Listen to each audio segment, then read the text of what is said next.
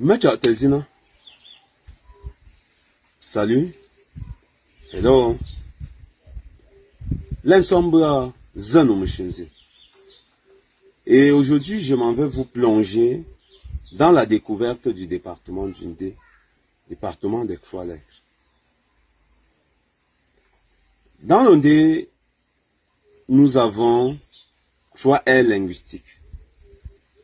L'aire linguistique du Ndanda, l'aire linguistique du Mejumba et l'aire linguistique du Kwa ou Sinte.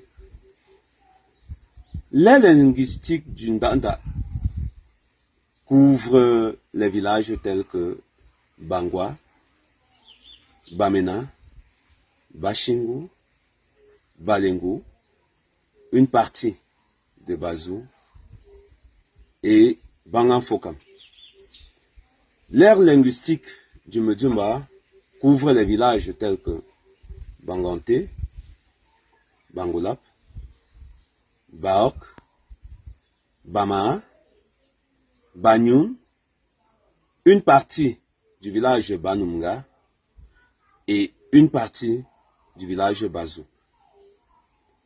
L'aire linguistique du Kwa couvre une partie du village Bazou, une partie du village Banumga. Le département d'Undé regroupe 13 villages que nous pouvons citer. Bangante, Bangolap, Bazou, Balengu, Bamena, Bangwa, Bashingu, Banganfokam, Banumga, Bama, Banyoun, Bakon, Baok. Le département d'Undé est divisé en deux alliances ethniques.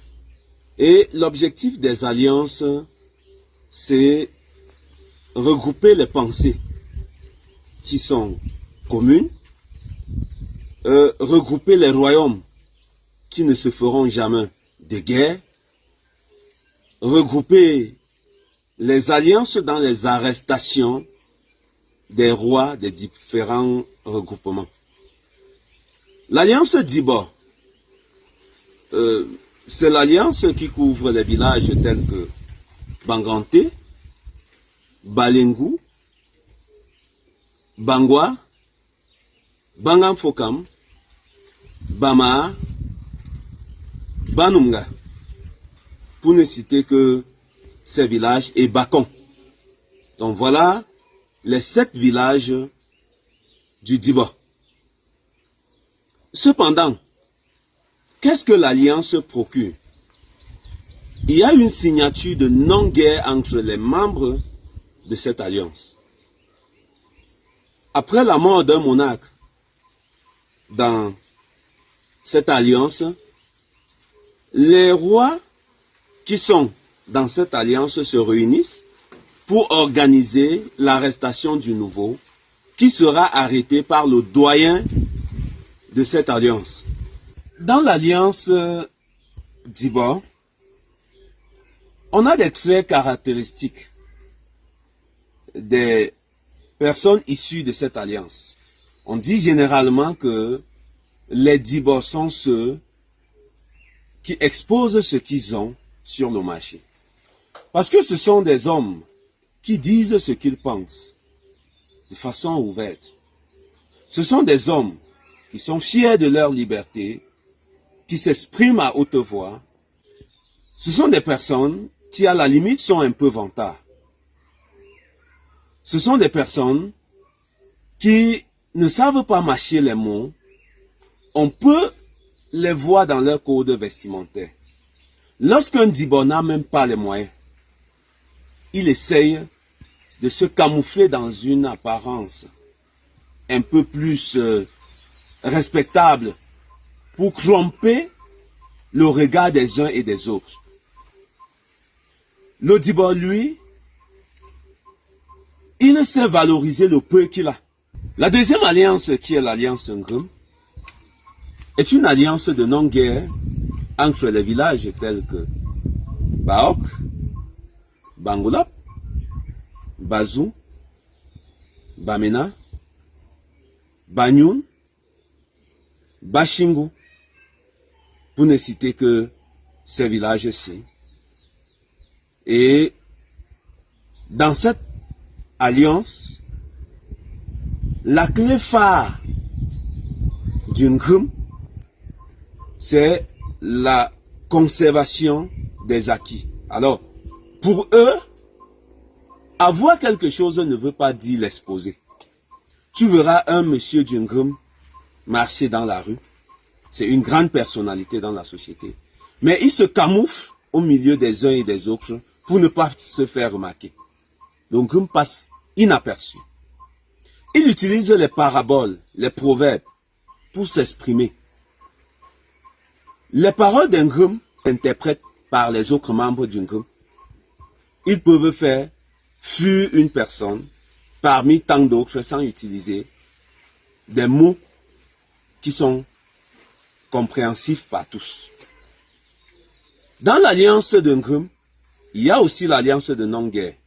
Les villages qui se regroupent autour du Ngrum ne se font jamais la guerre.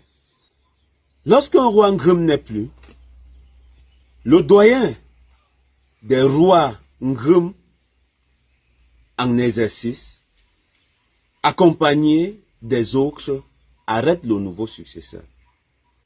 S'il faut parler de culture dans le département d'Undé, allons-y d'abord dans l'Endap des ressortissants. Je ne saurais parler d'Endap de toutes les familles des groupements d'Undé. Je vais rester sur l'Endap des ressortissants, des chefferies qui gouvernent le groupement. Et dans une autre vidéo, je vous parlerai des différents DAP. Lorsque nous sommes à Bangwa, les filles de la chefferie, Mvenjabu, sont les Ngunjabu, les Ngotichop. Et elles donnent naissance aux Tchunton et aux Tochobnizim. À Bangan Fokam, on a les Ngutiwa, Ngukwaba, qui donnent naissance aux Tolacho et aux Mangachu. À Bamena, on a les Ngusom, on a les Ngushant, qui donnent naissance aux Tanzinom et aux Machav. À Bashingu, on a les filles qui sont les Ngoshengang, qui donnent naissance au Tankwayep et au Wache. Alors si on passe par Balingu, on aura les Tchousango Dibantou, qui donnent naissance au Tolenga et au Mandongon. À Bazou, on a les Tondongo Messikra, qui donnent naissance au Tabangui et au Tchanga. À Banyoun, on a les Nzuni qui donnent naissance au Ntangta Mangam Tuchop et au Njondongju. Voilà le Kenya. À Bama, on a les Ngunju, Ngunjomak, qui donnent naissance au Makanangwa, au Tonunga, na Banunga, les Ngoutu, qui donnent naissance au Manabu et au Tobuso. À Baok, nous avons les Nkunju qui donnent naissance au Kinga et au Tontua. À Bakong, on a les Ngukwantum qui donnent naissance au Tonchatoun et au Mabukam. À Bangulap, nous avons les Tonton Ngulanto qui donnent naissance au Tomanju et au Ndushin. Et enfin à Bangante, nous avons les Sonju Ngunkansin qui donnent naissance au Talenja et au Django. Si on me demandait de parler de l'art culinaire dans l'Ondé, je vais vous citer quelques mains. À Bangwa, La nourriture mythique, c'est le cuit avec le gars échoué à l'intérieur, accompagné d'un bon couscous. On aura le tarniop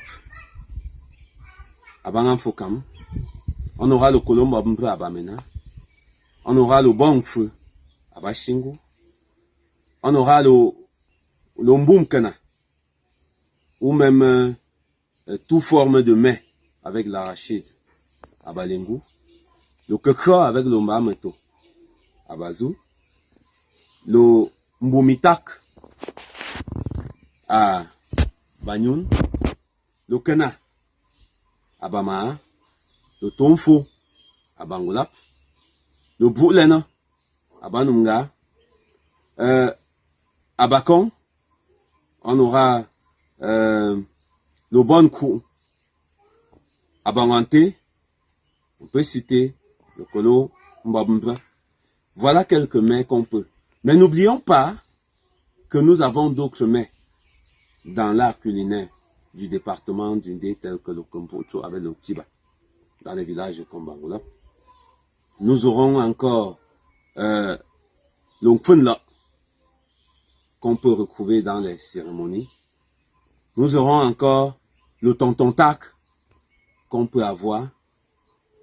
Le kouka, qui devient peu à peu aussi une nourriture mythique dans le village bangois. Et beaucoup d'autres mets culturels.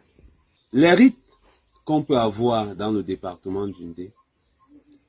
On a généralement l'enterrement du nombril, lorsque l'enfant est né. On a la présentation de l'enfant dans les lieux d'énergie. On a le rite de passage de l'adolescence à l'adulte qu'on peut retrouver sous différentes formes. On a le ngabmoum. On a les rites autour des ancêtres à travers un vestige des ancêtres tel que le crâne ou une représentation du crâne. On a des rites d'enterrement. On a des rites de mariage. On a des rites de funérailles. Des rites de veuvage pour libérer la veuve de façon énergétique et de toute restriction de par son mari déjà mort. Si on veut parler des danses culturelles dans le département d'Undé, on peut avoir des danses à succès telles que le mangambe, le mete devenu ben sikin, le ntumbo, le keke de Balengo, le necha de Bazo, le ngoubu de Baok, le kesu, le la à Bangolap, le mehoum chez les peuples Baok, le Ndanji à Bamante, encore appelé Mekumbu, et le Lali, le Nkenga à Bazou ou dans la partie Nteng, le Kena, sans compter qu'on a une danse mythique, le Kunga, qu'on retrouve chez les peuples là en général. Je m'en vais clôturer cette vidéo en remerciant la communauté Ngondé de Nuremberg en Allemagne pour la préservation de la culture et la transmission pour la génération née loin de leurs racines. Et je les encourage dans l'élan de l'idée du festival Ndé qu'ils organisent. Et j'espère fermement que ce grand événement verra le jour. J'invite les uns et les autres à me suivre pour la suite de cet événement. Et bon courage, honneur Ondé, et vive le département des Trois-Lettres, vive la communauté Bamileke, camerounaise et africaine.